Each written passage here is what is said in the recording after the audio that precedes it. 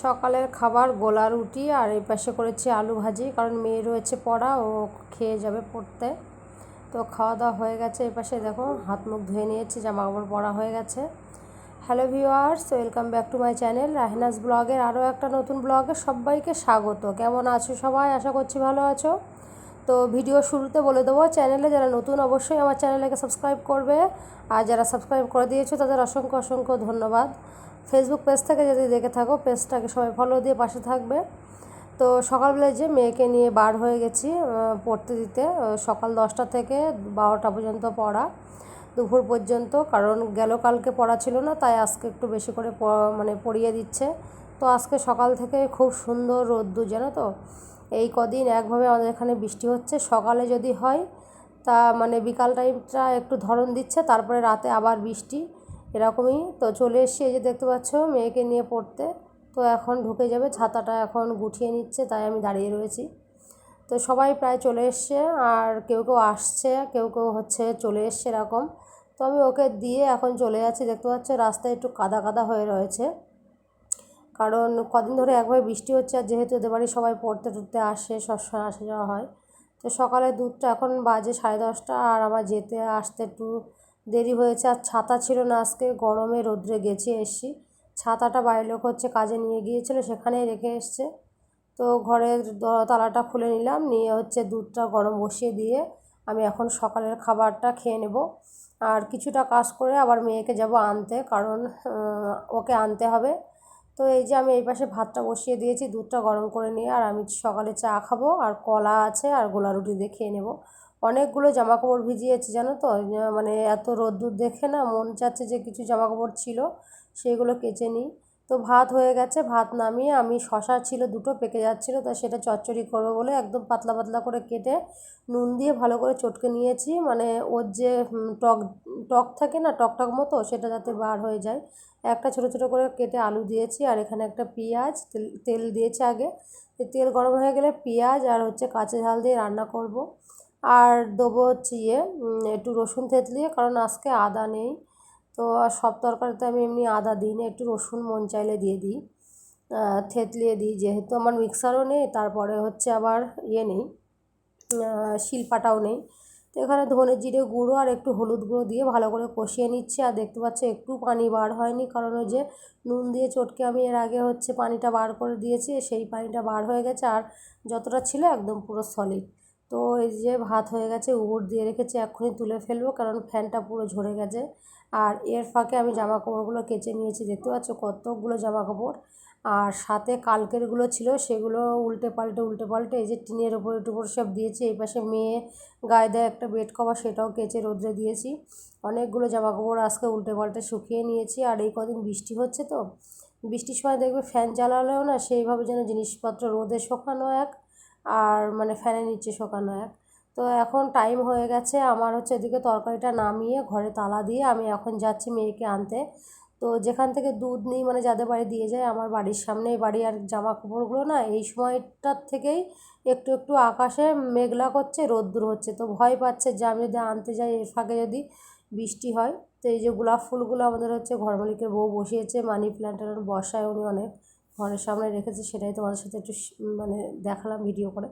তো এখন 12টা বাজে, বিশাল রোদ। এখন মাঝে মাঝে রোদ হচ্ছে, আবার মাঝে মাঝে যখন রোদ্দুর লাগছে না, ব্যাপক রোদ।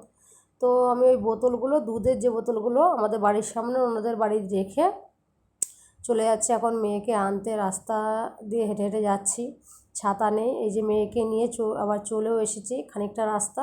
আর দোকানে আমার কিছু জিনিসের দরকার ছিল, ডিম ছিল না, পেঁয়াজ ছিল না, তো সেইগুলো নিয়ে এখন যাচ্ছি। আর এর ভিতরে বাড়ির লোক বাড়ি আসছে, ফোন করেছিল।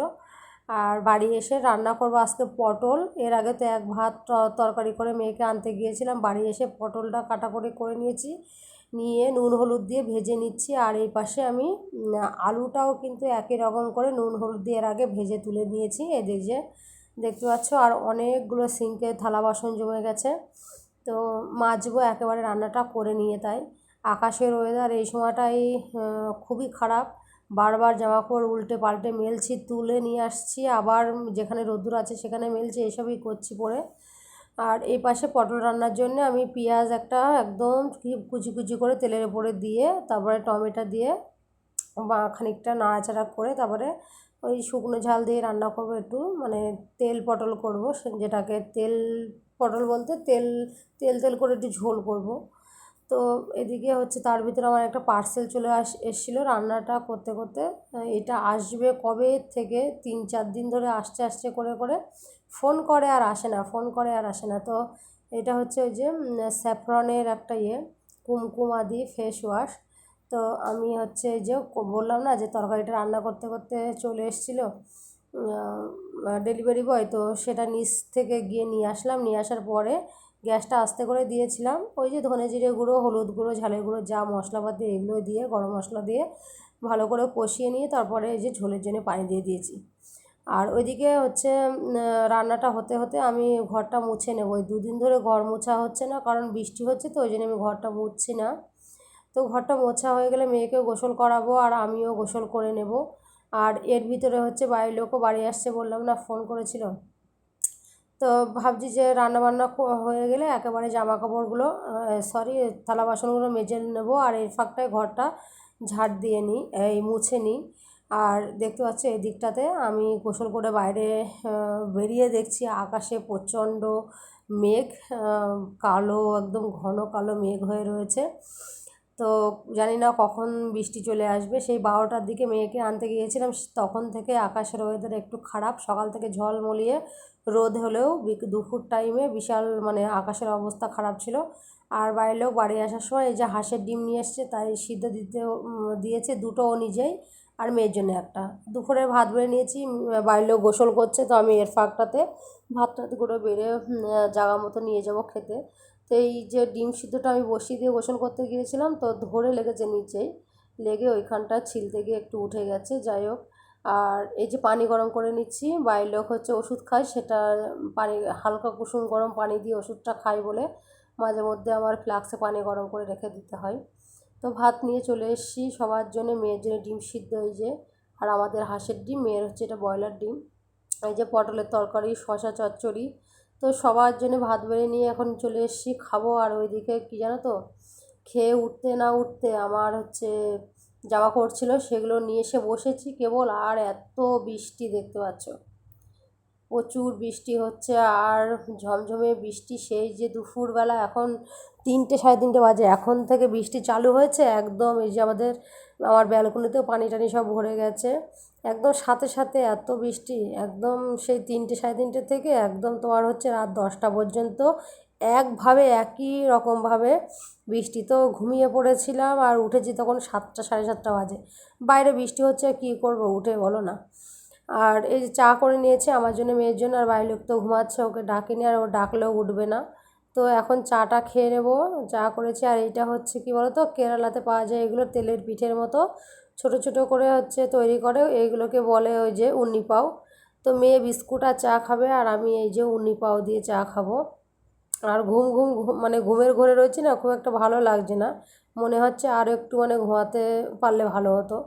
তো যাই হোক, আজকের ব্লগ এই পর্যন্ত। দেখা হবে নতুন কোনো ভিডিওতে, ততক্ষণ সবাই ভালো থাকবে, সুস্থ থাকবে, বাই।